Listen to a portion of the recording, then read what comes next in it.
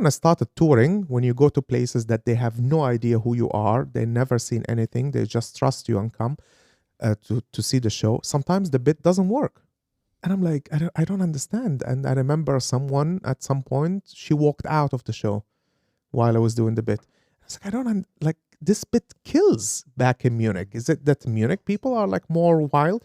And what happened is that I was doing the setup in the wrong way. I was like, okay, let's do the meditation and we go on.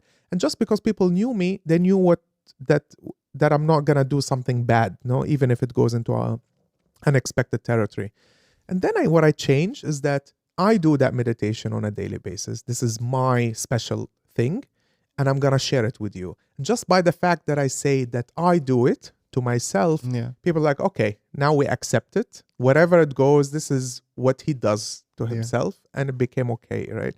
But it takes a long time to be able to, for different bits, to arrive at that stage where, like, okay,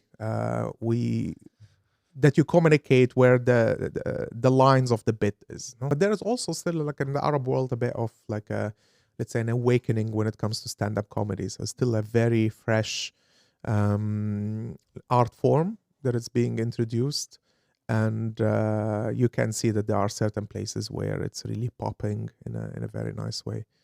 It's very strange because the Arabic countries are so different in their rules and of course strength of the rules, but still Saudi Arabia, for example, they did this big scene of stand-up comedians that all the most offensive American comedians went to Saudi Arabia, and this was okay.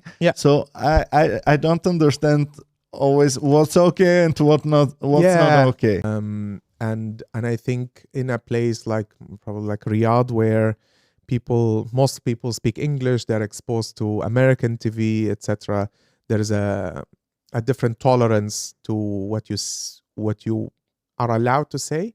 So if you have an American comedian coming, even if they don't have to be like a big name, so they are allowed to say whatever. But even if it's a smaller comedian, that person is allowed to say more things, just because they are outside of the herd, than if someone that you might know and they say something that it's offensive, to us. Maybe I understand you, because